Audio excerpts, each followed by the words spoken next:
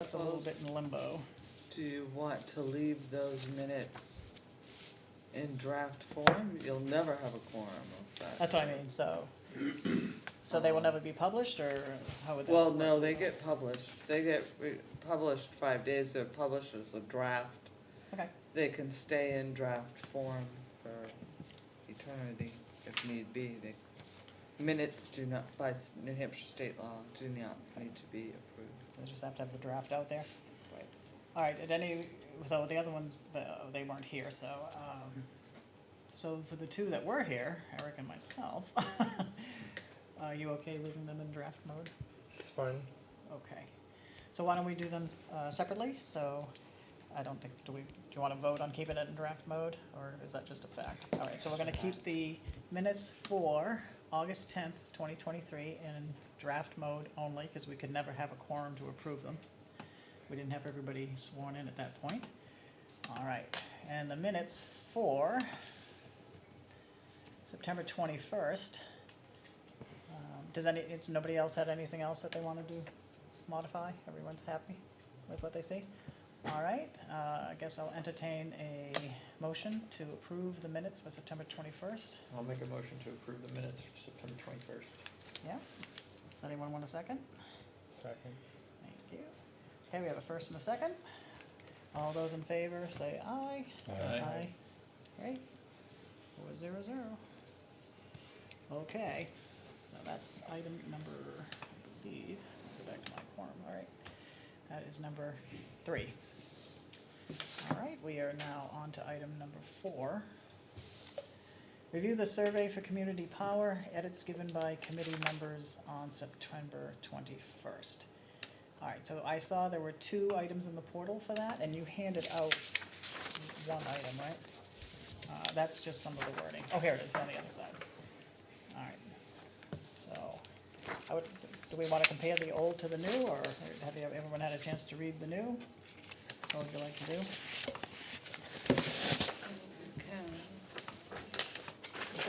I was trying to compare both, and toggling, and I wasn't seeing much of a The change. change I asked for is in here, Okay. and I like it. Good. It was really, I prefer not to answer kind of things, right? Kind of going on that. Yep.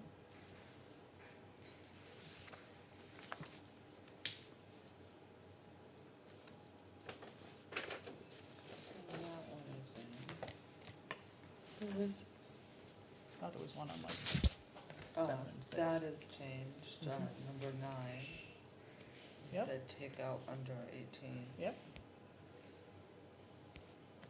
I see they added for question 2 an option plan to build. I don't think we talked about that. Do you Oh, plan I thought, to build a solar panel? Eric, had you mentioned that? Number 2, Um, about adding an option if they plan to build?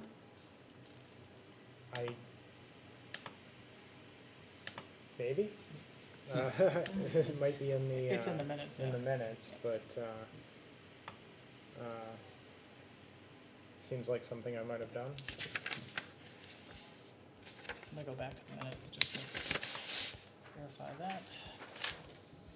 Are you, Uh,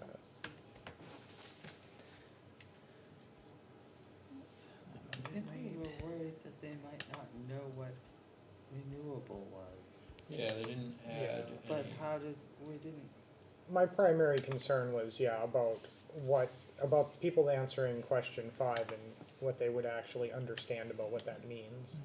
Yeah, and we I- asked for them to add sort of the definition of renewable energy. Yeah. Yeah, I mean, I don't know that I have a real good solution for that. I'm not sure how you would explain that to people in a conveniently, short manner that would get the meaning across and give us really useful data. Well, they could just say renewable energy includes solar, Yes. wind, hydro, geothermal, biomass. Just list them. Yeah. Wouldn't take up too much space.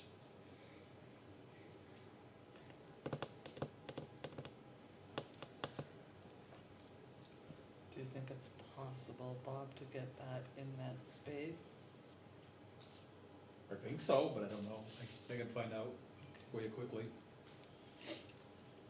I don't think it's worth delaying. So we've done, this is like the 15th survey, and we've had no negative feedback, so that doesn't mean people weren't confused, I can't say that. Right. We've done 15 now.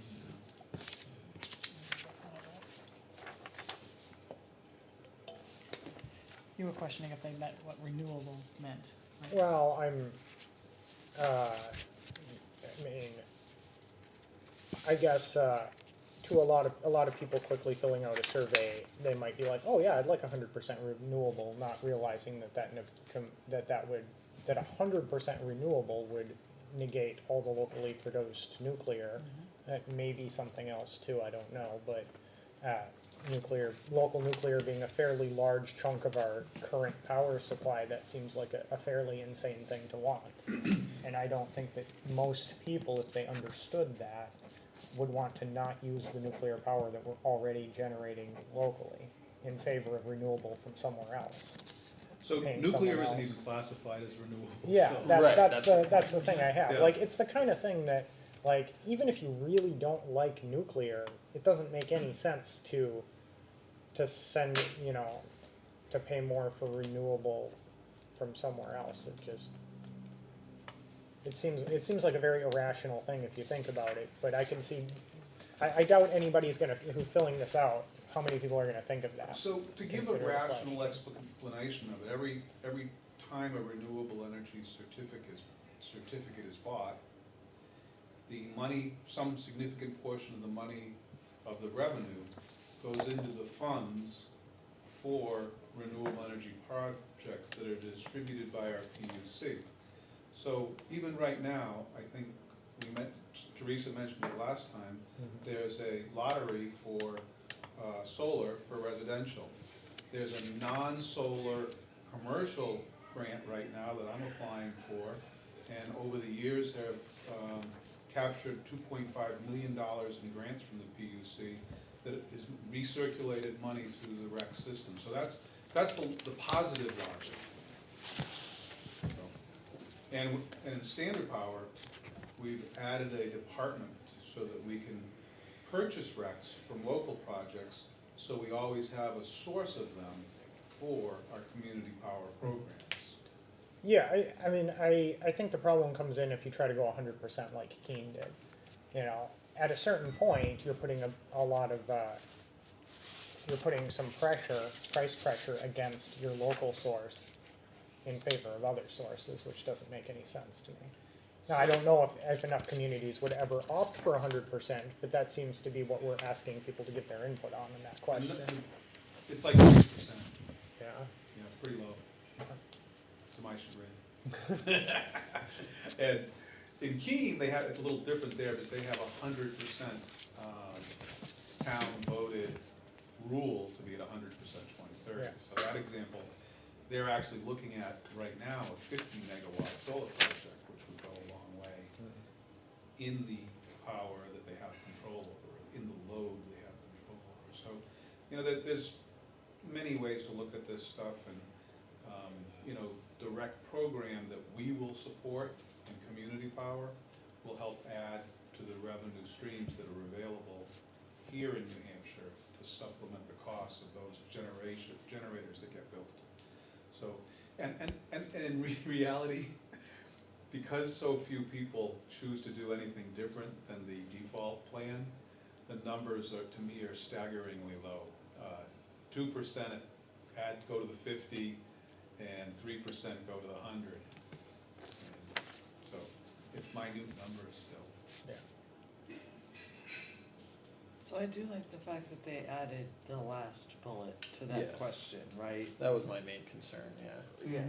Yeah, it So sounded much we better wanna this know way. how many people are just, We want to know that. Yeah. right, we want they that. just want the lowest cost. Yep. They, But they might fill out one first and just keep going. Right, so Yeah, it might make sense if you put that bullet first, but Yeah. I don't think it's really Because I think people are gonna just go right on and go, yeah, I'd like renewable, I'd like extra renewable energy. They won't even read the second part of that. I like renewable energy, check. Gone. So, So- we did launch a town, or we're launching a town right now, we wrote contracts today for Milford. And they're the only town so far that elected the 0 extra renewable as their default. Hmm. So that plan is purchased today. On the high 47 cents. Ironic, huh? Yeah. That's amazing. That's very ironic. So solar and hydro are really the renewable, right?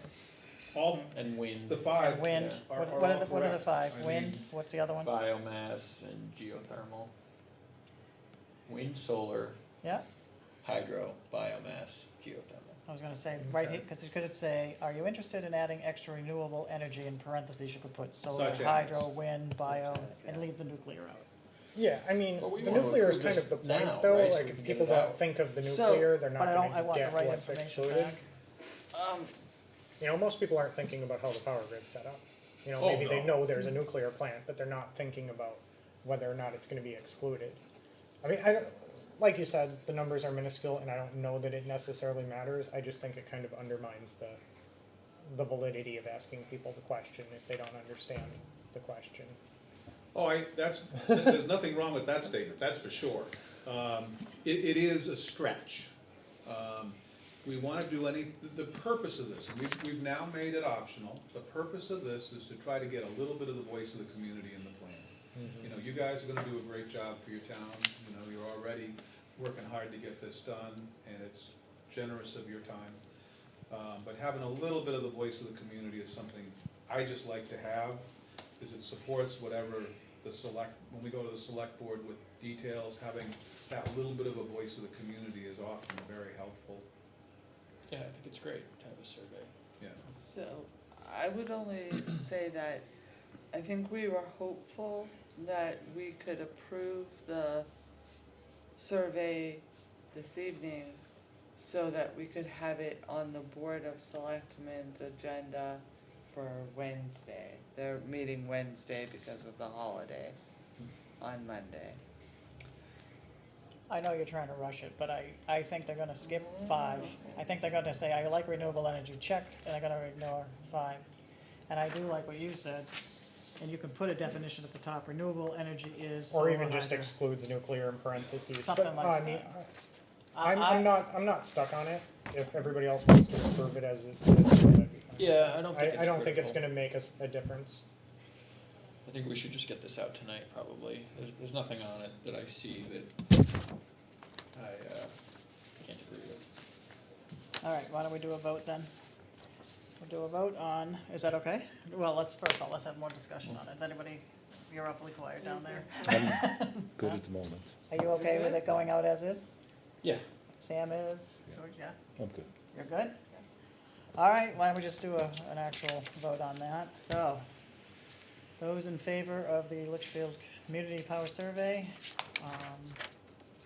being approved as is? Do we have anybody that wants to make a motion to do that? Accept it? I'll make a motion to approve the Litchfield Community Power Survey. Do I have a second? You? Sure, All right. okay. All right, let's have a vote. Those in favor say aye. Aye. Those Aye. opposed? Anybody want to abstain? Okay, passes 3-1-0. All right. So that will go to the Board of Selectmen on Wednesday. Yes. All right, let's go back to where we are here. And I understand the time crunch, I really do. All right, let's see. All right, we went through number 4, and it's still not 6:45, so we're gonna keep going. Review the draft of the Litchfield Community Power Plan. So, this was in our packet last week. Has there been any changes to that since that packet was given to us? It's 34 pages here.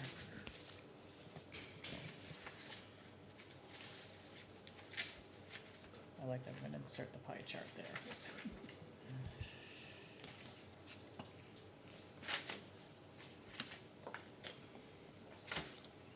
So, it had our our town seal is on this, right? And, but is this what you typically, I was told that you put this together, right? I'm sure policy happened over here. All right, so this is typical of what the other towns have been getting as well. Yep. Looks exactly like one of our master plan, you know, same setup, so I was like, oh, came from the planning already. All right, No, didn't work we with didn't planning. poke into the data, no. And So- I just did a quick look, oh, I'm sorry, Sam, go ahead. Yep, Yeah, if I could start, Yep. on page 7, you have the, the product summary table. And I think this is where we kind of have the most input in this plan. I am in favor of making the basic the default, like you said Milford had done. So that's where I am because it would be the lowest price, so it would automatically enroll the town folk into the lowest price. That just seems to be sort of obvious to me, and if they wanna opt up, they want more renewables, then they have the power to do that. So does anyone? well, it's in our survey results are gonna go there, right? Yeah, we'll see what the survey results do. Right, but you So want you- that as the default. You would be okay allowing the survey to speak to that point? Yeah, absolutely, yeah. If the town folk, they're, you know, if everyone wants more renewables, then, you know, the people have spoken. Yep. But I think, you know, that's just my feeling right now, is that the basic should be the automatic enrollment. Because it's the lowest price. And I can give you context in Milford, who went with the lowest. Their survey suggested that the 10% extra was appropriate, and their select board said, nope, the lowest price. So, that was the case there, and you know what, we're fine to do it, it's no problem. We do support additional renewables as a natural perspective for our company. So, And then on that same point, to what we discussed before, the 100% renewable actually does not, it would exclude the nuclear energy. it's not a renewable resource, it doesn't Right. meet the definition. So it But it would, doesn't exclude it, really, because it's always part of the power mix. but financially, we'd be paying the renewable suppliers and not the nuclear supplier. That is correct. Nuclear bids into the forward capacity market and does not have the attribute to also sell, which is called the renewable energy certificate. Right. The attribute that's called a carbon credit would be a financial resource for them, possibly in the future, but not at this time. Okay. So it's still a different thing. But we have, in our company, we believe that those things will merge at some point in time where the carbon credit is relatively, some sort of calculation, relatively the same as a renewable energy certificate. It hasn't happened yet. Right. Our legislature has not supported it yet. One of the most active people in the state on the matter is a guy named John Gage, who, if you send me an email, I'll hook you up with him. Okay. He's the guy. So, frankly, I'm a ardent supporter of nuclear stuff. The last two bigs, the original Westinghouse designs that will be commissioned, are Vogtle 3 and 4 in southern Georgia, under Southern Company. So I went to a big convention recently that was sponsored by Georgia Southern, largely about the commissioning of that unit and the discussion on MMRs and SMRs, so that the next gen of nuclear facilities that will proliferate. And I think now there's 6 under contract in the SMR category in various parts of the country. So there's a very solid future for the next gen. Yeah, absolutely. nukes. Yeah, so my point is that with the 100% renewable plan, you know, say there's a large portion of people who choose that, that would financially negatively affect the nuclear plant here locally. It would be exactly the same. There would be no difference to the nuclear plant. How is there not a difference if you're giving more money to your competitors? They're not competitors. Renewable energy is not a competitor to nuclear? Not really. I mean, the nuclear plant bids into the forward capacity market, as do all of these things. I mean, solar still needs various programs to exist. Nuclear does not. It's been here and across the country for many years and bids into marketplaces, and they get the same prices that the number one generator is natural gas in New Hampshire by far, and then there's other things. And today we're having a grid emergency, so stuff like nuclear and natural gas bid in at 3 cents. It's a common rate that they bid at for all of their generation, which means they become base load because they're lowest bidders. So they believe that it's best to be online all the time, and they are. So if you look at this any ISO to go that I mentioned, you'll see that. They're always there. Now, today, it's a grid emergency. So as the price goes up, other things come on board. Like there's literally jet fuel and oil being burned right now. And they get paid like 45 cents a kilowatt hour to put power on the grid. When that happens, everybody downstream, including the NG and the nuke, get the 46 cents. So everybody gets the marginal rate The marginal rate, yes, sir, by hour. by hour. So in other words, at 1 o'clock this morning, when rates dropped down to 3 cents or 2 cents or whatever, all those peakers that came on, supplemental, rolling energy, they all come off or take a loss.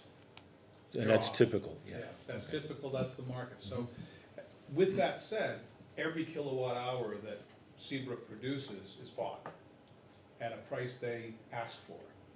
Now, they could ask for more and not survive.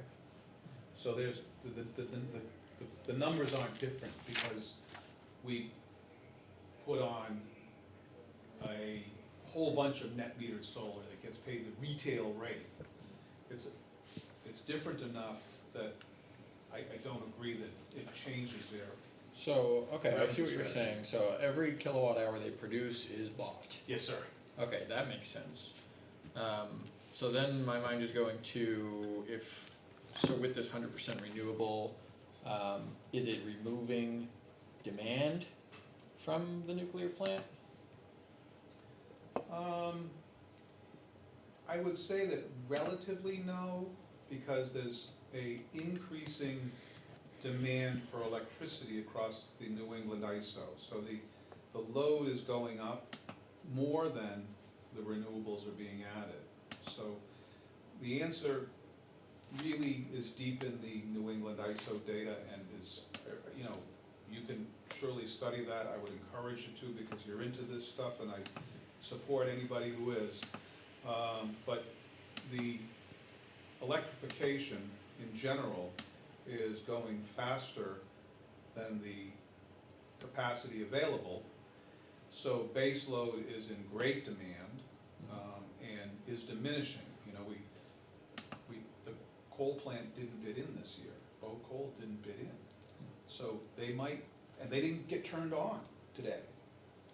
So they weren't called. I don't know all the details, but that was one of the first things I looked at. So it's a market question, and for the foreseeable future, every nuclear plant in the country will be out straight. Yeah, I hope so. Well, they're selling more. Vogtle 3 and 4, 4's coming on, Yeah. and that's the old Westinghouse design with new controls and new extinguishing apparatus. And then, like I said, you know, Tennessee Valley, Denver Water, they're buying the modular reactors right now. So, and then Alaska just bought one, so it's definitely happening. And I think it's up to 6, but I don't remember them all. All right, yeah, that's good information, thank you. So then I'll just leave my comment at what I said before with the default program being the basic. Yep, and I appreciate the feedback that you would consider the data.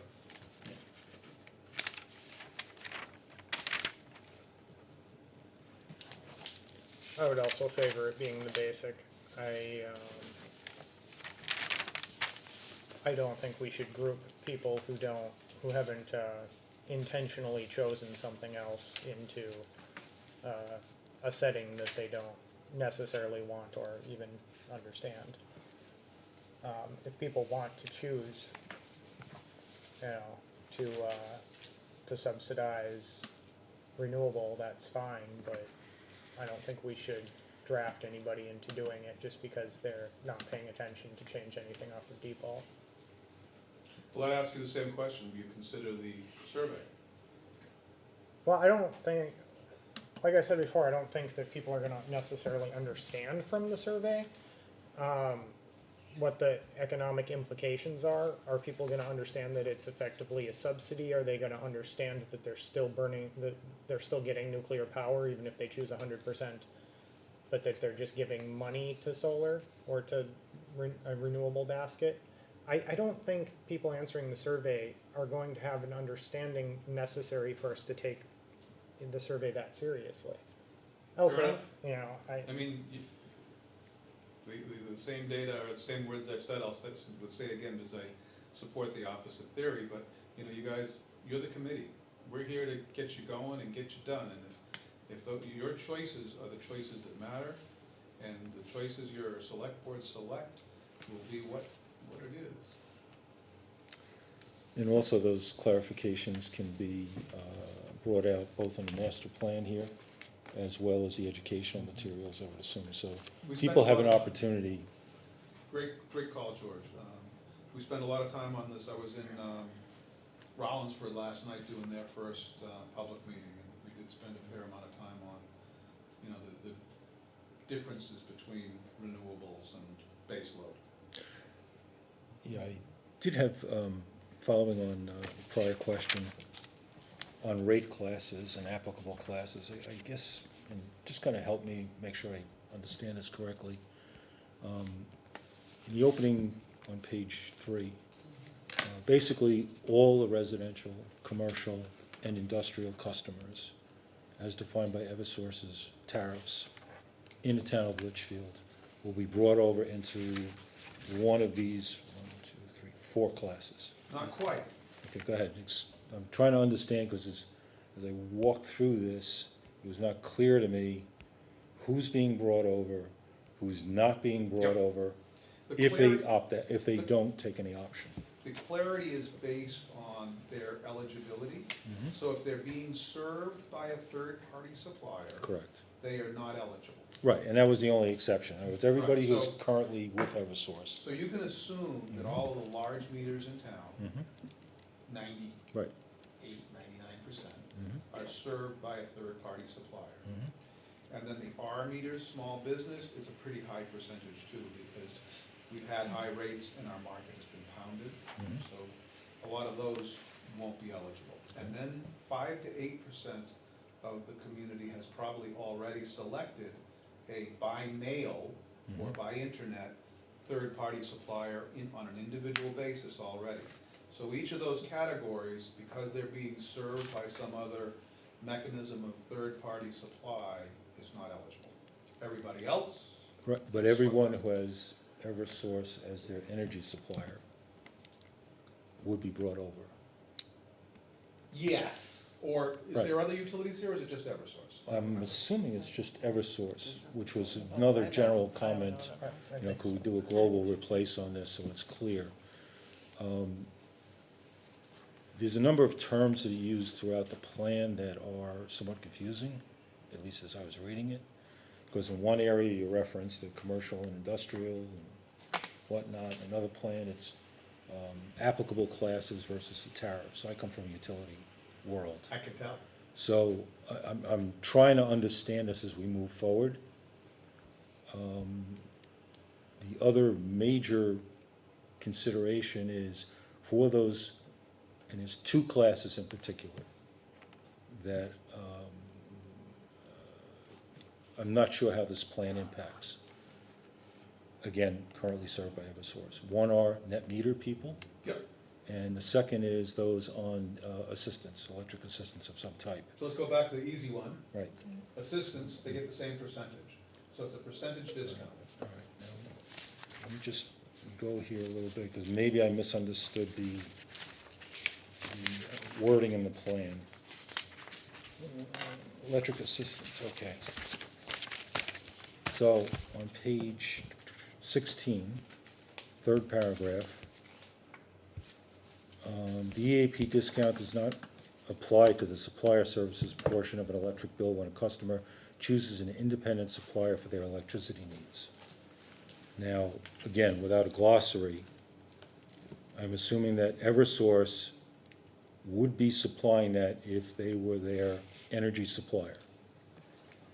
Is that a fair statement? I gotta go back to that one. Okay, fair enough. Yep, you got me. I'm just looking at the way it's written here, Yeah. Page because 16? 16, Yeah. third paragraph, section 12.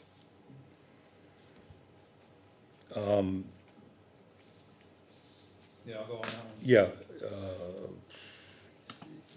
it was confusing to me because as I'm reading this, and if the definition is that Community Power is an independent supplier, that would potentially make this go away under that definition. On the supply side. On the supply side, not right. on the- yeah. Because according to this, there would apparently not be a discount on the distribution side. But I don't know enough about this rate, I'm just going based on Yeah, I what's written in the plan. would suggest the other, that it would always be on T&D. Okay, fair enough. But I think it's, I gotta check. Yeah. Go back. It's just That's when I gotta go deep on. unclear I don't know the answer. in the plan. The other one, I know how I thought it was, and it sounds different. understood, I'm just going by what's written here. On the net metering compensation, which is the prior section,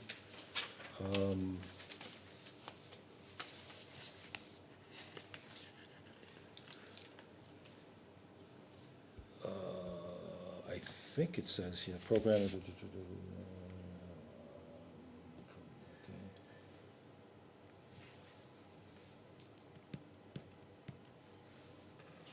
Okay, I think there was a section here on the net metering compensation where it would be included in the in the supply agreement, how that would be done, so that's not listed in the plan at this point, is that a correct understanding? So, this is probably one of the most problematic areas there are. There's two problems with the utility still. One's net metering, they don't supply enough data for us to compensate the net meterer. Okay. Two is purchase of receivables. It doesn't really exist yet. It's a common element of third-party supply across the New England ISO other than New Hampshire. So those two things are problematic. So what we've chosen to do with net meter is to give individual counsel to people on their bills and tell them how it would currently work. So are you a New Hampshire utility person? Yes. Okay, so there's net metering 1 through 2017 and net metering 2 through 2018 and on.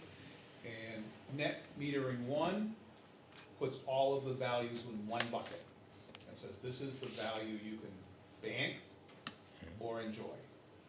You can net meter back and forth, where the utility behaves like a battery for you, the cheapest, best battery in the world. Net metering 2 is different, it breaks out the benefits, and that started in 2018. So there's a difference.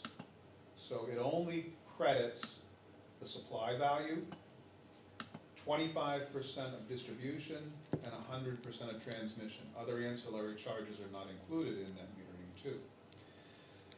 So with that said, because they're in a separate basket, the supply rate doesn't accrue with the utility in the retained revenue for the customer if they have third-party supply.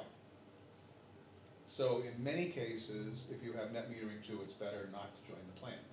In net metering 1, the money continues to accrue in full. So for what you bank, you still have the ability to get the money eventually. Okay, what I was going to suggest possibly, and again, I don't know if this is a potential, but is there a opportunity to put an appendix in the plan, basically that addresses this specific issue?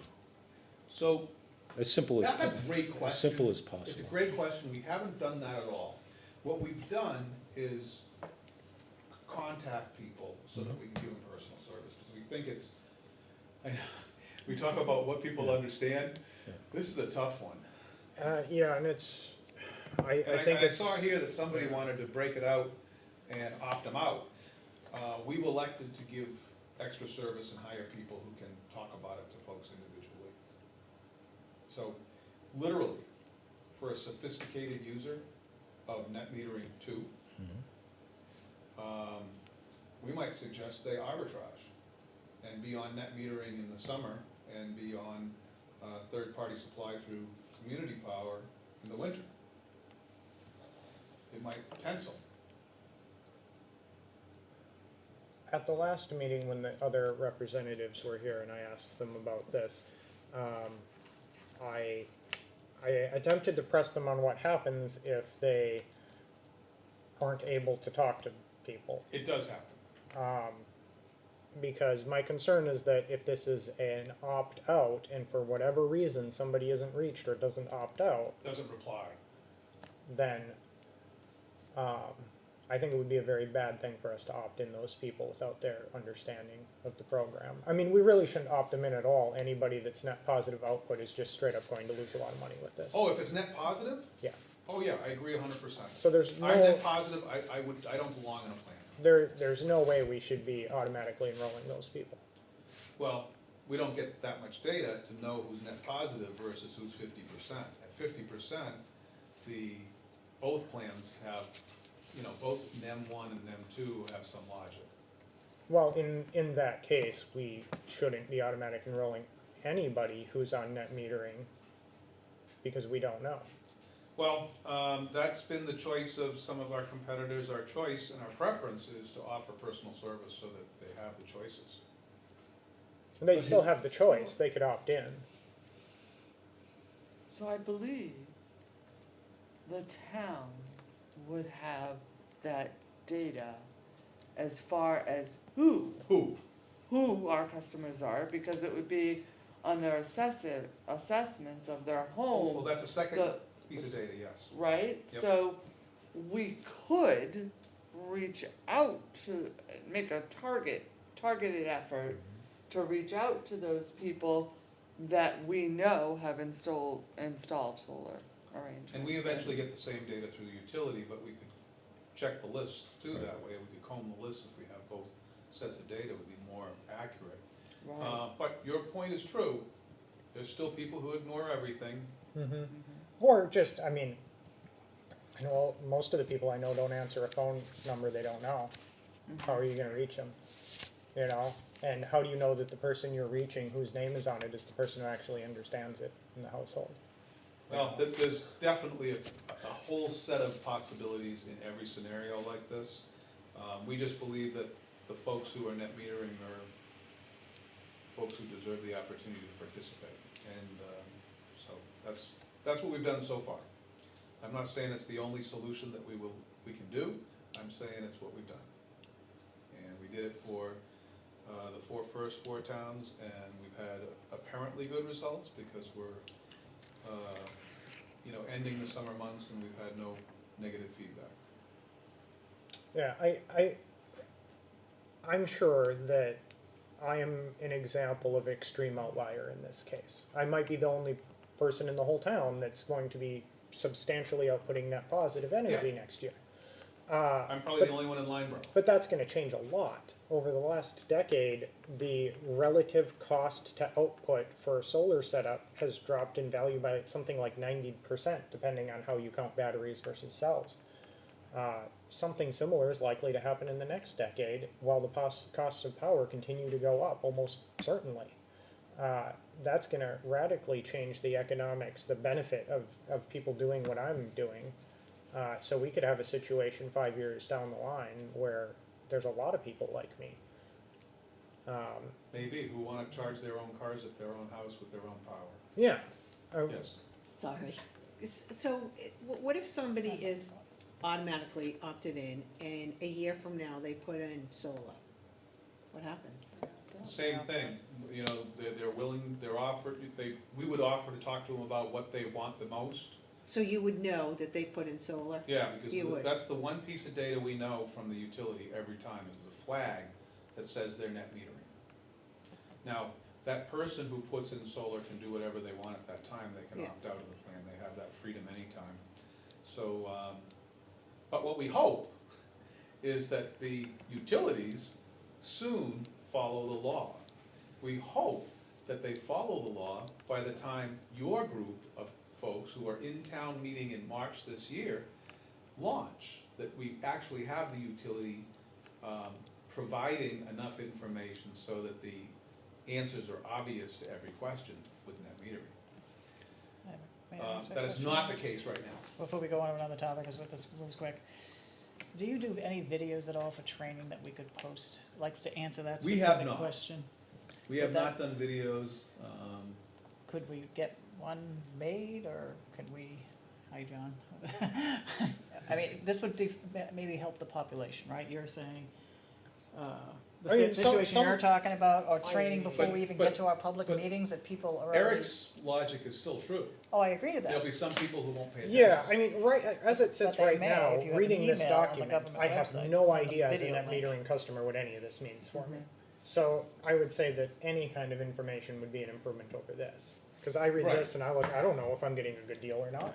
Right. And what if I, I'm not reached or for whatever reason, or turn it on and I think I'm building up my supply of power, and then at the end of the year, I go to try to get my check and there's no money. Who's liable for that? A question is, we have our auto, payments, excise tax emailed to us. I don't know if that's the only reason you can email the citizens here. Could you use their email address to send them a link to watch? So mean, I would suggest I don't know if that, you can. I think as we get towards the public hearings, we need to use every resource that we have available to us. And so I would be using Code Red. Okay, I think this is, can we do that? you have yes, you can. It's an So you have emergency. so many Code Red minutes that are dedicated to informational purposes, it's not not just emergency emergency. Okay. purposes. And we try to save those for initiatives that it's really important to reach the residents. Certainly we'll use social media, the town website, we'll have information when people come to register their cars at the town clerk's office. You had a public hearing the other night where they asked questions. Is that something we could show our town? Would it give us information? Like, is everyone asking the same top 10 questions when you I go don't- town to town? I don't know the answer to that. Is it filmed or is it If it was a taped? public If it was a hearing, public it had to be hearing. filmed. Okay. No, it didn't have to be filmed, it had to, Record, It whatever. was likely filmed. So it was Like- the town of Rollinsford, was last night. was it Milford?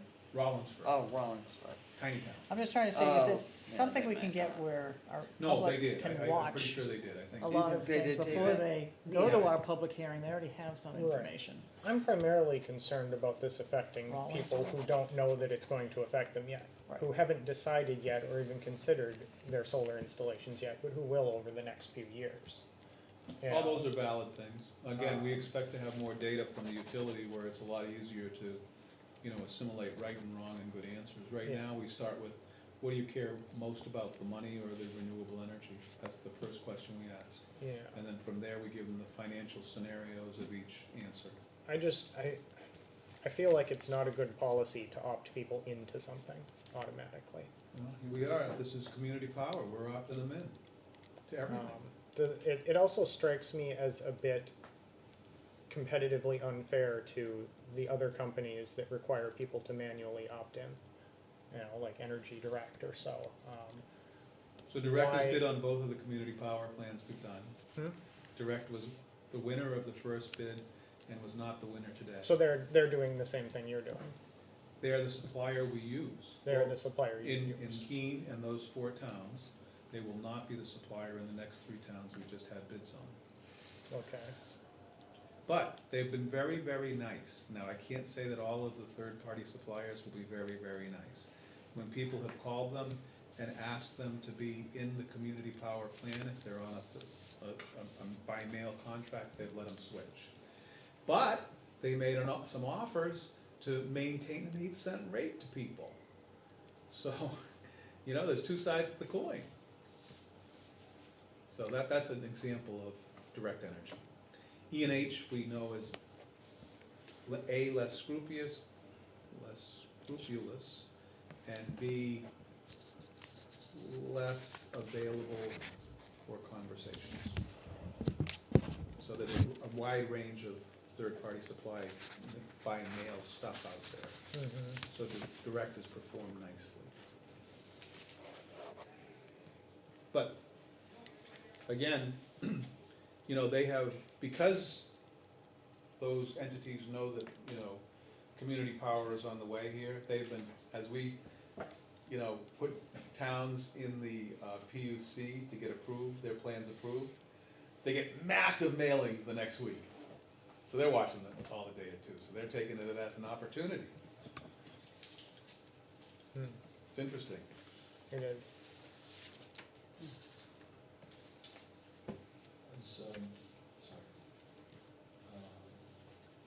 I was curious about the competitive supplier and their financial assurances. That was listed in the reliability section. So as I understand it, community power is not the supplier, correct? That is It will correct. be another entity. Yes. What's In the, our first group, it's direct energy. okay. And what is the mechanism that is in place to make sure that there's no risk or exposure to any customers who switch over? They're vetted financially, they've been in the market, they've weathered, you know, storms in Texas and other parts of the country. They've performed well over time. Large US companies. So we haven't done secondary vetting of them, but we've worked with them for many years. Is there a PUC qualification to be competitive supplier? I would suspect it's minimal. It's probably not much more than paying the fee. Okay. 10 grand per utility zone. All right, so in the highly unlikely event that there was another winter Texas storm again where the rates got outrageous and people were paying something like $8,000 a month for their energy supply, what assurances are placed on them in the contract? So it's a fixed contract. We use fixed contracts with term. Mm-hmm. So it's fixed for an amount of time. Right. So we don't buy power hourly. We buy it under a fixed contract.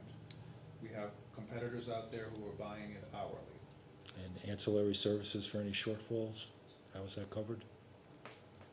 The answer, we're buying Right, I know you're buying all the term in contract, right. all But- in. Okay, but if I have and we'll take today as an example, Yeah. if I have unit that goes out, ruptures a boiler tube, you know, you're out for 3 days. All right, who covers the cost of that power if they're not available?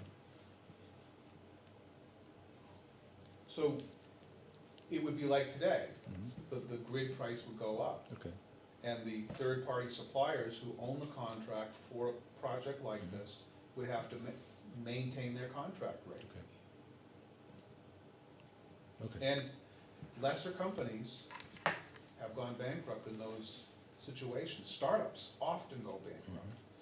Companies who are supplier startups, they have a very rocky first couple years because they aren't able to weather the storms that a Constellation, Direct, Nextera, national level companies can. And even them, you look at their books, and in the Texas scenario, their books were, you know, they felt it. Excellent. Mhm. There were a couple of buyouts afterwards, where bigger companies bought up suppliers. So, There's no blowback on any individual customers? No. no, that mechanism doesn't exist, unless there's a PUC ruling that allows it. Right, which is a whole other animal of a different. Whole other animal, that would apply across all markets. Mhm. So, you know, that's the only scenario. And there's always the out clause, because everybody can leave whenever they choose, but, you know, it comes at a meter read date. And I assume in the event of any material issues with the competitive supplier, that there'll be sufficient advance notice written into the contract? Did you read the I don't know the answer. I don't have the ESA. Oh, the The ESA is ESA, not part yeah. of this. That's why I'm asking the question. So, I'm not sure of the answer. Okay. What does the ESA say about? I don't have any copy of an ESA. No, I'm Yeah. asking to. Yeah, it's just paraphrasing the basically question. financial assurance of the competitive supplier, that they can pay their bills and that the rate holders will not be stuck.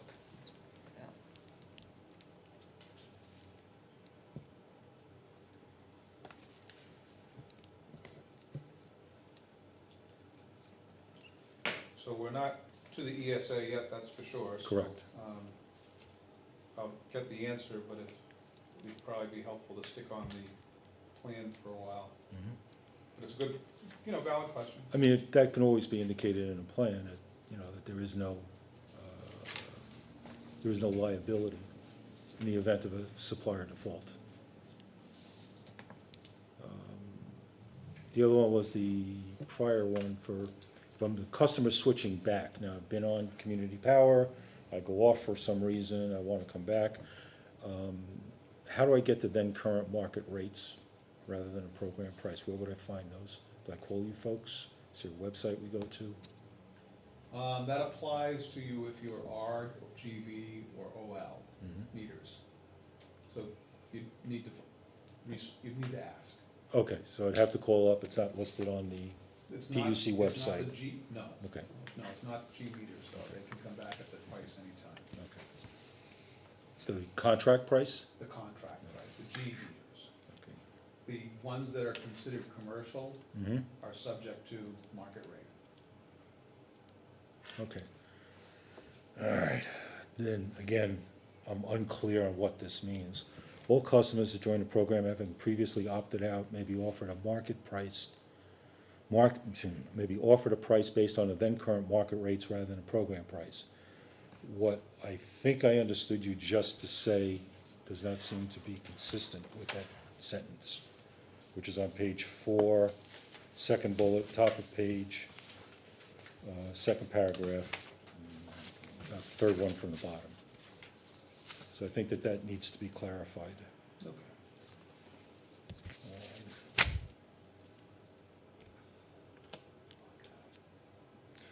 In general, I think a glossary might be helpful of terms, because there's a number of terms that are used And Diff- change, differently. we tried to eliminate as much of that as I possible. understand, it still exists in a significant. Under the community power consultant on page 5, do you merely monitor the contract? We monitor the participation Okay, and changes. So those are things that we're always involved in. okay. So when someone comes out or goes back Mhm. in, things like that, or if there are changes to the market relative to a contract. So those are the things that the consultant does, and then we also do outside projects or act as a consultant for outside projects. So those are the continuing things we do while the contract exists. Okay, And then pricing a new contract well ahead of okay. termination. Just wanted to kind of walk through some of these. The first level of service is the third-party supplier, Mm-hmm. so they have the first level, Right, and we have second level of questions that are more detailed and New Hampshire oriented. So net metering would be an exact situation. And I know a couple of folks on the committee have brought up, not all persons affected by the plan may be as knowledgeable. So I was wondering in section 5A, maybe if you could just put a little blurb in there about the difference between the energy supply and distribution charges. Because later on, when I'm looking at my bill, it's like, oh, I didn't get as big a bump as I would have hoped. But people are looking at an overall charge, the energy and the distribution charge. Right. And, it's 29 cents, I went down to 27 cents, whatever have you. Just a perception issue, that's all. Would you do a red line version? If I had a Word document, yes, Okay. because I do have a number of comments along the recs and other things. Because I think, again, to the discussion about the energy mix, we're not really changing the energy mix at any point. I just Right. merely Absolutely. pull a megawatt hour off the grid, Yep. whatever the supply is at that hour. I pay in this particular case, $43 a megawatt hour.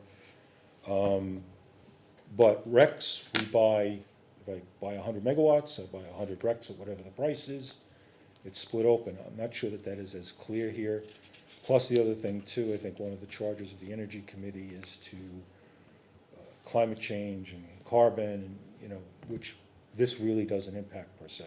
No, Okay. that's, And that's legislative work.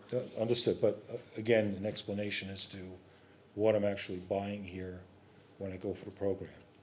Because down the road, well, I really want to impact carbon, I'll go out and buy carbon credits. Right, we'll sell them to you. Yeah, there's any number of entities that would do that. So I don't know that the average customer would understand the carbon mix changes over time.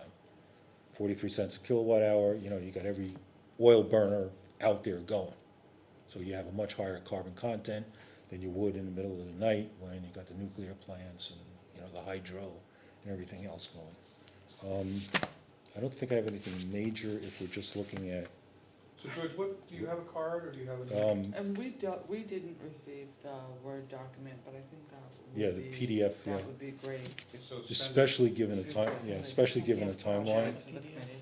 I'm trying to make the keywords, I can't find it because it's a PDF. You can't search PDF? No, this one's not over there. But it's okay, if we get the Word doc, I can. Okay, in that case, one or two other items, you referenced Department of Energy here, which think it's again fine. confuses me. I'm more familiar with the US DOE versus the PUC. And now DOE. All right, I checked on the New Hampshire sites, and all I found was I a, don't know, Yeah. what program are you Department of using? Just your Education? browser? yeah, Yeah, Can't you just? Okay. control me F? too, okay, just checking, but they do exist, they were made, okay, Usually, I did, in usually. the budget bill.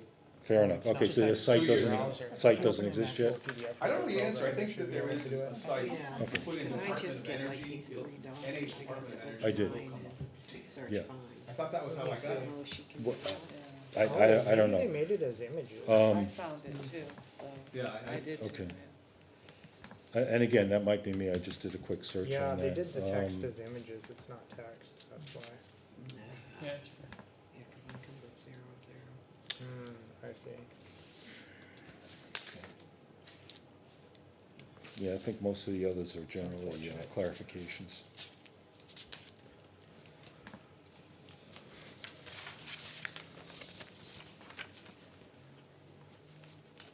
Yeah, I'll email the link to have it to you, George.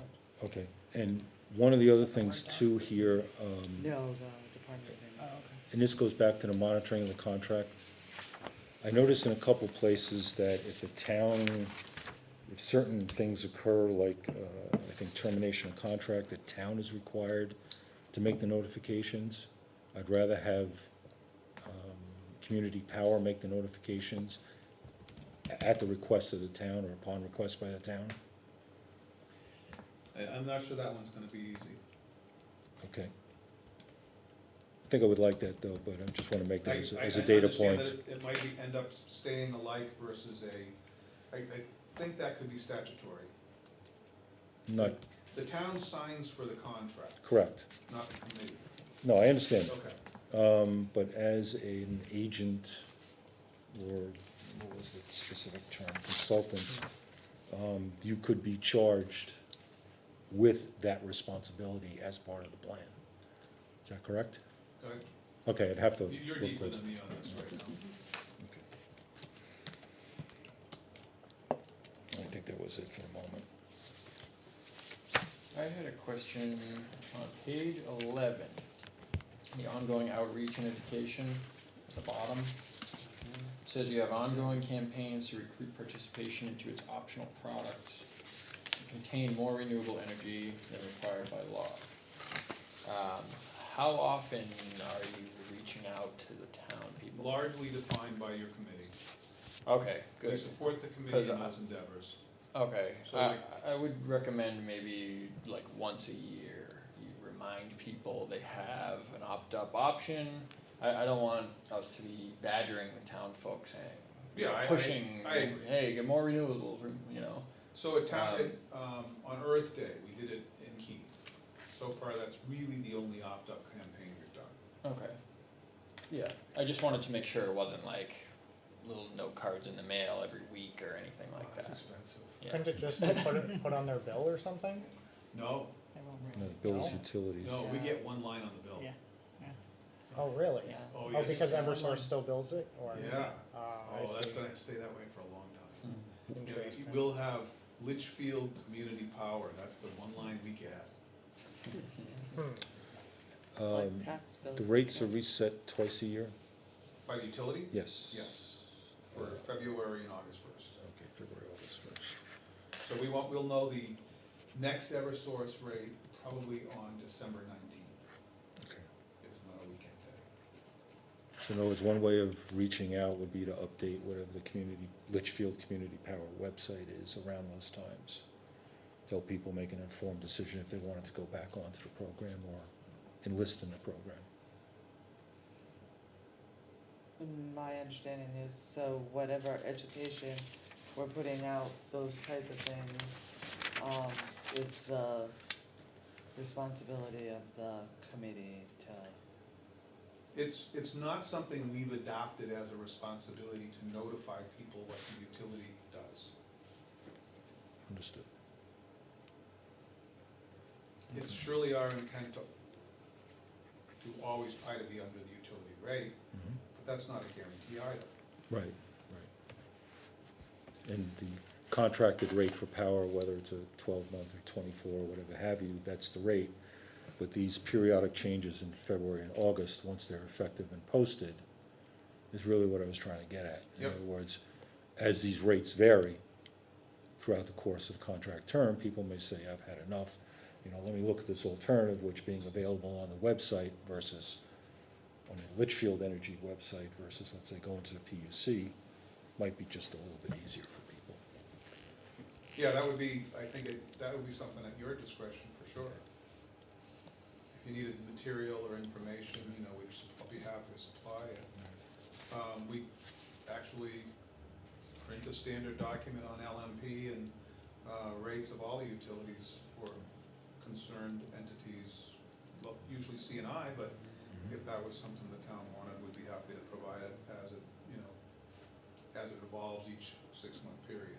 Or links could be provided directly to the PUC site. Absolutely, I think that's normal anyway on a website.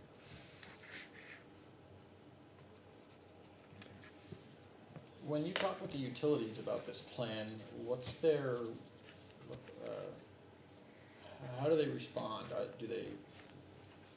they receptive to this type of a plan, or are they resistant, or? There's a couple layers to that. So first off, the most important piece is that the utility gets paid for transmission and distribution. They do not make money on supply. It's a cost. So any support they do for information and procurement can be recovered through legislative action if they choose to, or is a net cost. So literally, there are times when the utility personnel would say, oh, we'd be happy to just give 90 days on a new meter and be done with it, with supply. And in some areas, that's the case, in other parts of the country. So they don't make money on it, so they're not overly concerned with it. Now, we did see the effect of what community power can do when we launched and the coalition launched. During a time when the rate was 22 cents, there was a recovery fee that was over a penny that dropped the rate that we currently have with Eversource. So, I mean, there are effects that are, built into the system as the volume of power they sell changes. But I don't think they have, they're supportive, relatively supportive of this program when we talk to their team members, their, council and their engineers, it's not a negative thing. Doesn't feel negative anyway. That's good. Yeah, I mean, now, when we talk about the cost of doing software upgrades to accommodate net metering, and the cost of even enacting POR, they want cost recovery. And so, they probably have the right to it. If they have to spend a boatload of money on the hardware to support a law, they should have a right to recover that cost. So, Okay, yeah, thank you, that's a good answer.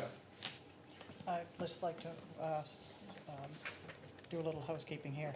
I said that public input would occur after 6:45 PM, which it is about 7:15 now, so I'm going to open it up to the public. I don't see anybody here. I don't see anybody online, so I will close public input. All right, so we can get back to our review of the draft then. Thank you.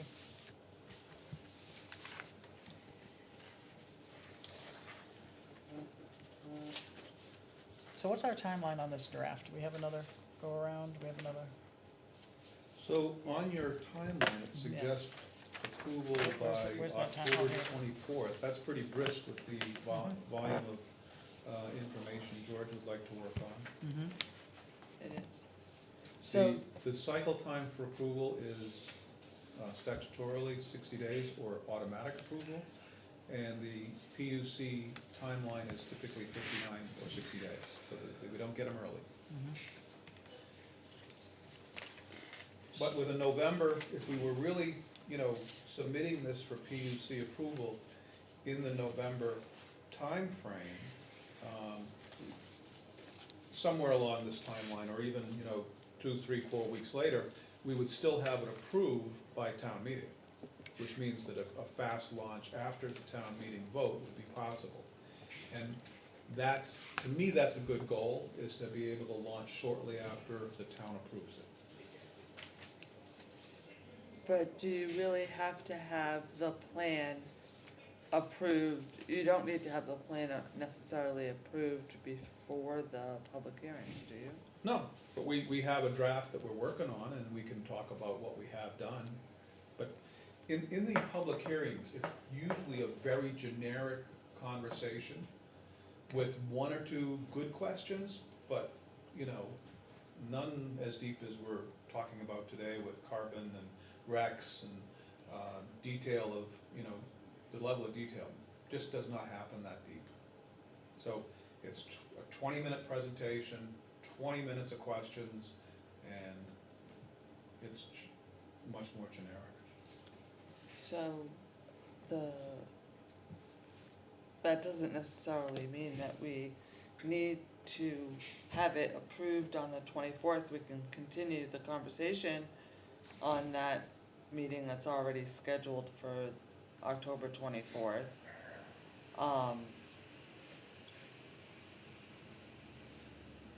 It was a question on when the draft plan is released to the public. And maybe we're still working on it. We give it to the Board of Selectmen as a draft, Yeah, we're still waiting for the survey results, right? and then we put the draft, we release the draft to the So what public. is the survey date? The survey is open till, It's November 30th. 30th is what I believe that, if Yeah. you looked at Teresa's, yeah, I'm looking at, she said, you would have it, the survey, and then when the survey comes back, that's all tabulated, it would go into the plan, and then the committee would approve the plan at that point. I'm not sure, it's probably important that the committee approves a plan prior to us submitting a warrant article Oh, to yeah. the budget committee. it depends on the language. The language is typically, vote on whether the town should enjoy community power with the intent to reduce costs and support renewable energy. So it's not a warrant article that the budget committee would need to necessarily vote upon, It's because it not has a no, cost, right, it has no budgetary there's impact. no cost. But that's the kind of wording that go into the warrant articles, that, you know, at your, some of it would be your discretion. You know, it might be, in the end, it might be optional renewable choices, you know, lower cost and optional renewable choices, if we end up with that as the default product. So that would probably be the appropriate language for a warrant article for that type of a plan. So if we don't need, under that wording, I wouldn't say that we would need the budget committee's vote upon the warrant article. It would be the Board of Selectmen that would vote upon whether it goes on as a warrant article. And we'd need that by January, when we start getting the information out and together for the warrant. I'm envisioning town meeting where this takes a lot of time, this one question, because they didn't pay attention to the public hearings, right? Yeah. Yeah, I've done a couple of the meetings like that, one in Milford. It was like 6-7 minutes. That's it? It was pretty quick. I did one in Swansea, which was even less, but there were a lot of people there. I mean, there were other, so the theme, or the way it feels in those, you know, vote meetings, is that everything is a cost to the community, and those are highly discussed. And we're talking about something that's saving money, so it's very brisk. We hope to. Well, so far. But even if we didn't do this, it doesn't guarantee we're not gonna save money anyway, so, yeah. So you're saying, yes, there's gonna be the lightning rods of the normal budget. Yeah. there'll be- And there'll- this one will be you know, one that, I don't know, how many people do you have at that meeting? It's 150? could be, it's good size usually. Depends So- on what's on the warrant So article. there'll be one or two people who say, Right. we don't think it should be opt-out, we think it should be opt-in. Mhm, There's always there's a couple, always one, right. at least. And that's fine, it's a valid opinion, Mhm. but it surfaces at a low percentage. So last meeting, Okay. they made it sound like it wasn't able to be an opt-in program by Oh, law. opt-in, the law changes that. Yeah. So opt-out, I mean, opt-in still exists, it's existed for 20 years. So that's what the mailers you Okay. get, that's the opt-in program. But it never proliferated to the point where people, in general, save money on their electricity. And some were predatory by nature. Now, we don't believe that of direct, we expect they've behaved well. But there are other ones where they give you a great 6-month rate and then jack it up terribly after 6 months if you don't cancel it. So that's the predatory piece that we're protecting customers by. So when we say, talk about consumer protections, that's really it. But the legislation for community power is specific to, it must be an opt-out. Right. That is the HB 315, which is the enabling bill for RSA 53E. But we could make it so that the net metering customers would not be automatically put in. Again, that is definitely up for discussion. I mean, you guys haven't voted on it, but when at some point you should. So I'm confused, you're just saying it's the law, there is no, but now you're saying. No, they're two different items. You could opt out, or you could choose to have the net metering folks not eligible. We have not done that. We don't believe in doing that. We believe that people who are on net metering programs are essentially our people who care about stuff and are gonna pay attention. And then that's relatively well demonstrated, but I can't guarantee it's perfect, for sure. So that's why we throw 2 new employees at being able to help and answer questions, because we believe those people care more than other folks, because they've already done something about it to some extent. So that's our opinion. But not everybody's at 120% either. Well, there's not many now, but I suspect there will be. Me too. You know, like, we're the same on that. And I'm gonna put wind up this year, I think, Yeah. or next spring, so that I'll be at 160%. So I just have one more question. In the towns that have adopted the plan. Yep. How is the pricing compared to the default utility pricing thing? Well, when it started, the rate was 20.556, and we came out at 11, Yes. essentially. Okay. The rate subsequent to that, including that adjustment of over a penny, came out at 12.582.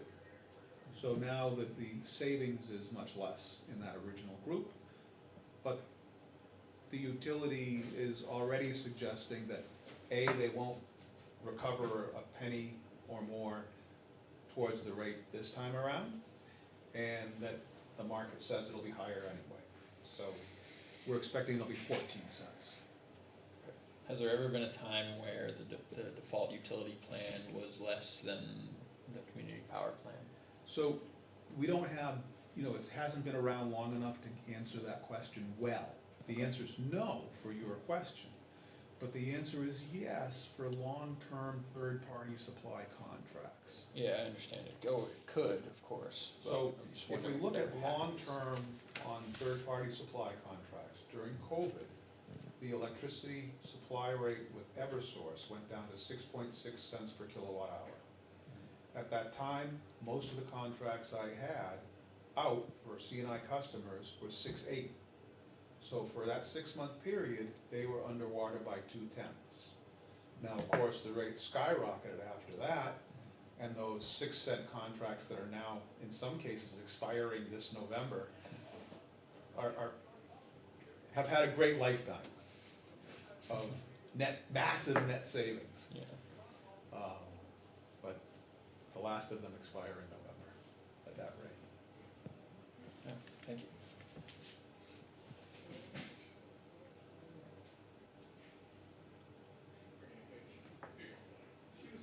So I'll get the Word document to everybody in time for people to mark it up and,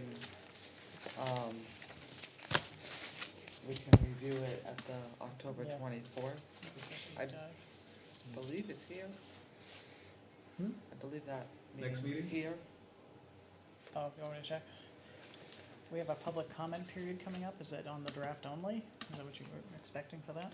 Well, so one of the things that Teresa and Ryan asked for was for us to nail down dates for these public hearings because the space and committee time is so limited. Yeah, it would be good to have dates and alternate dates, maybe. We might, if it Okay. slips. So these were the 2 days that I saw, waiting for confirmation by the fire station. It is, thank you, John. Is that November 24th? So Oh, sorry. the 20th and the 28th, Held for public hearing? The 20th, November 20th? November 20th and November 28th. Yeah, 2 are required. I don't see one for the 28th. I don't see one there yet. So I see the 20th, Board of Select, oh, wait a minute, excuse me. Held for public hearing, right? That's the November, right? Is that- Yeah. And then the 27th, you said? 28th. Oh, 28th, yep, there it Yeah. is. Okay. So, I mean, at least that would put 2 on the calendar. Yep. And if we don't need to approve the plan prior to my date for warrant articles to the budget committee is December 14th. But since I don't think we need to do that. We should be, with this schedule, we should be done by then. The schedule supports that. It also Okay. supports, you know, public hearings on those dates. Those are good dates, and, you know, we are October 6th, so we have time to accommodate all of that, I think. My But- question for you was, do you know if other towns, have they publicly noticed these public Yes. hearings in newspapers? Okay, so, They've publicly noticed them. perfect. We will do that. Grid emergency nearly over, it's down to 7 cents. Well, don't do maintenance on shoulder periods. What's that? Don't do maintenance on shoulder periods. It's not my air conditioner. Not mine. All right, so that was, is everybody done with item 5 for going over the draft? Sounds like we have some modifications coming, Okay. and we'll have those by our next meeting. Okay, so the public comment period, you really thought that was just setting the times, the dates for the, okay. All right, number 7, next steps and timeline, we sort of just did that, right? Except we're looking at the survey, so it's going to the Board of Selectmen this week, or next week, right? Wednesday, yep, and if Alright. if the board is okay with it, Yep, then we'll, start getting it work out there. with, So IT to we're- get it out. Mhm. As far as the plan. This we're- draft? Yeah, we're waiting on changes Yeah. to that. Yeah, we Do just, do we want to vote on the, what's included as far as net metering? I'm not sure what you mean by, do you mean the Whether- changes that were brought up? Yeah, Now, who's making the change? I saw 2 people keeping notes here, mostly on the contract side, right? Community Powered made that draft, right? Right, so So they're the, gonna edit that, right? right, so I'm thinking the board, is the Well, question you're asking, About Eric, net is metering? would net metering be Um, opt-in. be eligible participants? Yes, be eligible. We have to get the reply here.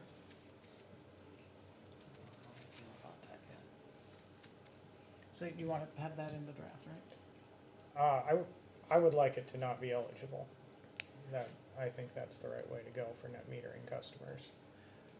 So, all right, so that subset of people, which we don't know how big it is, right, until you get into the database, the Avatar, whatever their database, right, for the taxes, to see if they have solar. Would So- you be willing to wait until I bring some data? Yeah, To that's the fine, I October just figured if we 24th wanted them meeting? to make edits and have it for next time, that maybe we could decide now, but if you wanna wait for it. I'd like to bring More some data. data to just get a feel. Which Um, data are you looking for? So and maybe Standard Power would know too, but I think I can get some data on who has, at least has solar. From your tax data. Right, and at Mhm. least get like a broad stroke idea, because if it's 20 people, then, I don't know, you who know. drives around? Does anybody got an idea of how It's many? gonna be larger than 20. Yeah, it's- I mean, I don't know, I don't have a Um, good feel. There's a fair amount of solar, But even if it's but, 50, what do we do with that subset of yeah. people? Do we reach out to them personally? Yeah, our intent would be to reach out personally to each one. I mean, they could always opt in. If you make them ineligible, can they? They won't. Yeah. 3 will. It's a- If But there's- they could. They The same could. as current direct energy customers are not eligible, but they could choose to opt in when they end their direct All energy true. contract. All true, but the 90% factor is there too. 90% of people don't pay attention, so that should weigh heavily too. So you mentioned before that people may be able to opt in during the winter seasons and then opt out in They the can summer? opt in or out anytime they want. Anytime. Any So- meter read date, Okay, any meter read date. okay. So they could really try to, if someone was really trying to get on top of it, they could kind of game it, you know, based on the weather every couple of weeks. Well, not every couple of weeks, because you can only change, you know, on your meter read date, that's a once a month occurrence, but on seasonality, absolutely they could arbitrage it. And I think a couple people will, out of 400. Yeah. Probably. I'd love to do it by the minute. Yeah. Automatically in software. They're doing it in Time for Texas. It's a great thing. Well, I mean, I go back to our last conversation. Get involved at the legislative level. Yeah. Yeah, I may do that. We would, you know, it'd be great. I mean, I am on grid mod, the state grid mod and time of use dockets, so, you know, outside citizens are very welcome and very rare. So, So if, I guess I'm now not clear, if you make them ineligible, it just means they could opt in themselves, they don't get automatically opted in. Right. Well, Well, why couldn't they do that, Barbara? Yeah, I thought it was an all or nothing deal. sorry, I'll hold until you get a little bit more information. Okay, Because would that whole class then be ineligible? you mean like permanently? Yeah, Yeah, that's what I heard you I'm say. a little confused by that. Yeah, In other me words, too. So we've never done this. So we don't know the I answer. realize it's new territory and, Yeah. and the town has the authority to aggregate the retail customers within its boundaries who do not opt out of or who consent to being included in an aggregation program. Now, the way I read that is, we could say the following tariff classes, Eversource tariff classes. You list them out, automatically opted in. This class, the net metering folks, have to opt in. And we could state that, based on at least what I read in So again, the, this is new territory, so my answers are not understood, studied. right. You know, this. Okay. Oh, I realize it's all I new. can't comment Yeah. well. but we have the list of 50, I'm saying it's 50 people. If it's 50 people, they get automatically opted in, they know to instantly opt right out, right? Is that the way they do it? well, and so that's a good question, that's a great question, So you actually. would know, would So they say, automatically get opted in, don't want it, right, right? They don't want it, do they have to wait for their next meter read? No, they can opt out on the original mailing. Okay. If they understand that they're getting a worse deal, which Right. is very unclear. Yeah. Well, but that's why we do personal service, because it is unclear, and they have answers about what they care about, money or renewability. And if they want the money, we give them the answer that best suits them. Well, how would, and let's say their preference was renewability, how would that change anything? They might sacrifice some of the revenue that they would enjoy by taking and banking credits instead of having more renewable energy in their third-party supply. They may already be selling their RECs to a. But, I mean, somebody who's paid to install solar is gonna be supplying solar regardless. Well, yeah, of course, that's a different, that seems different. So their actual contribution to the grid isn't gonna change, depending on which plan they're on. Their It's just how much money monetary they get. scenario changes, that's the primary question. Very few people say, I just want all the RECs I can get, that doesn't happen very often. Most people say, I want the best financial scenario, so that's what we talk to them about. Yeah. I don't understand what the difference would be if for some reason they didn't just want the best financial scenario. That seems to be the only thing that would change for them between plans is how much money they're getting. Or how much RECs they're receiving, how they are receiving RECs. Okay, So they could be behind the meter, say they make 50%, they're behind the meter 40% of the time. okay, So they're net metering 10% away. okay, If they stayed with that scenario and on net metering 2, joined the community power plan at 100%, they would be getting 100% on what they bought. They could also retire the RECs, and we would counsel them on that also, on their own for the RECs they produce. So that would get them to 100% of the electricity they use would be covered by a renewable energy certificate. what would the effect of that be? That doesn't matter, it only matters that they wanna be 100% renewable. So the, You're saying, okay, I think I see So- what you're saying. It doesn't change their selling to the grid, it changes their buying path. Because they can be in the 100% renewable program. they could be, yeah, Okay. but it's But only it doesn't on, change anything about the selling. it changes whether they're eligible for net metering or not. Well, aren't they net metering if they're selling to the grid? Yes and no. They always sell to the grid, they always output to the grid. Crazy, huh? They always output to the Yeah. grid when they're not consuming the power they make. Yeah, If they're in the net metering program, they get the retail rate.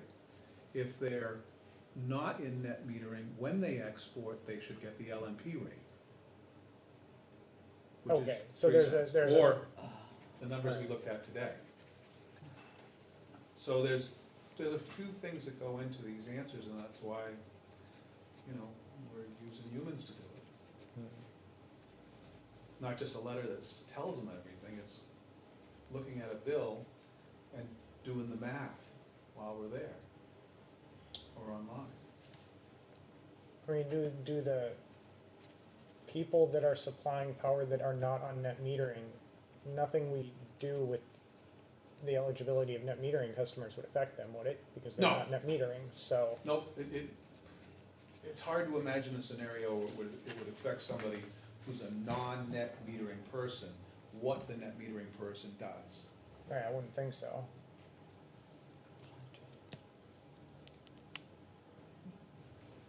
It's fascinating.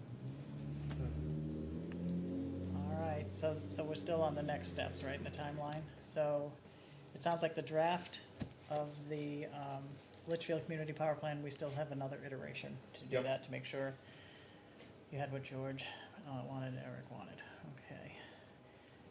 As far as the survey, Board of Selectmen looks at it next week, right? And if it is approved, we start to get it to the social media sites, and I guess you have a Q&R code here at this point, right?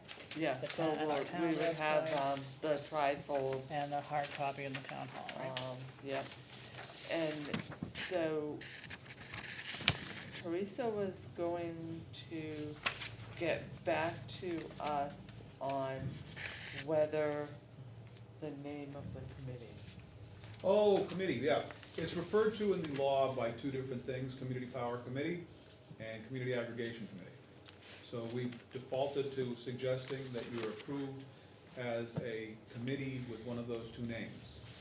But Okay, it does appear that the law is relatively ambiguous, but we've suggested that you become that name or approved as such by your governing body, to make sure that you're, no matter how the law is interpreted, you're still appropriate. Isn't that what Wilton did? and so Wilton, I believe, became the Wilton Community Community Power Power Committee. Committee. Yep. Yeah, it's on their website, okay. The charge by the Board of Selectmen for this committee was that this was not our only task, right? So we had other tasks, so they named us the Litchfield Energy Committee. So we've had that scenario where they get renamed while working on the program as one of the two that are mentioned in the law. So we haven't had anybody yet that didn't change to one of those two names. So, So do I we guess legal or perhaps, board Kim, legal? I look to you, may I place that on the Board Yeah. of Selectmen's agenda so that they Okay. could officially rename us? Rename the entire committee, or we need to get the new name? Well, we'll have a discussion offline. I'm gonna look at what Wilton did, they had the two different bodies, right? They had their community power plus the I correct think name. they're all the same humans. I think they're all the Yeah. same. Oh, yeah, humans. on the Yeah. board, yes, Yeah. but as far as the Yeah. entity itself, we need to get the name Yeah. correct. All right. Well, when And then we need the short-term and long-term, right? I wasn't entirely in favor of that when it was brought up at the last Yeah. meeting, but I'm thinking now, that we could be renamed because this is really the only project we're working on. And then once the plan It's pretty is, consuming, yes. once the plan is approved, we could be the Litchfield Energy Committee and Community Power. Yeah, can we just be the Yeah. energy committee / whatever, and just, Well, we have I to think pick you a could. legal name, right? Yeah, yeah. Who would stop it, like, Let's That's a just great question, don't know not the get answer in to trouble. it. You know, I'm not the like, legislative would that body, really be a I'm deal not the breaker? All right, PUC. we'll look we at the could have website. Energy and Community Power Committee. Yeah, I can't imagine under many scenarios where Who's comment somebody on this? from the PUC would strike your committee down, but I right. don't know. They have an energy management department. We can reach out to Kermit on some of this. All right, okay. Yeah. Kermit Okay. Williams, all right, Oh, he's a good resource. okay, good. Very good to hear. Nice. Janet Langdell, Milford, have you dealt with her at all? No. Okay. Who's she? Kinda. What She, she does a lot, but I know her through NRPC. Oh, okay, I always I work will with Gina Yeah. and Lincoln. I found that, sorry. Nice. That's okay. All right, so it looks like we'll follow what Weldon's doing, but we need to get the entity names correct, short-term and long-term, right? So that's gonna work. All right, let's see what else is on our agenda here. Where's my agenda? There we go. The survey, also maybe hard copies, town hall, right? Library, fold them, right? Some Yeah, we'll 55 get and them older communities, printed somewhere we can put correctly them, right? and Okay. folded and. Who's gonna actually roll these up? We got a bunch of manual ones back. Who's rolling the numbers up? It looks like they're going to SurveyMonkey Oh, yeah, we for do, the Survey online. Monkey will provide you the data. But if somebody actually fills this thing out Oh, manually. Teresa said Yeah, that we'll do that she'll too. pick them up Okay. from us and she'll enter them, Yep, The Q&R takes you to where? The online SurveyMonkey. SurveyMonkey? yeah. Alright, that's good. And we'll get it on our new, sign at the transfer station. great. And That's often the best place. yes, Yeah. everybody goes, Everyone- you need to get there sooner or later. That and the hardware store. Right? Okay, let's see. All right, so does anybody else have any other business they'd like to go over? I should have asked that earlier, but other than adjourning. All right, our next meeting is scheduled for October 24th at the fire station, right? All right. And that will be this room here, this community room. All right, anybody, I will make, accept a motion to adjourn. Anybody want to make a motion to adjourn? Sure, I will. Okay, second? Well, Good. Everybody who wants to adjourn, say aye. Aye. All right, we will see everybody on October 24th. Two more. Oh, are those printed correctly? Printed and Mine are folded. upside down. Thank you, John.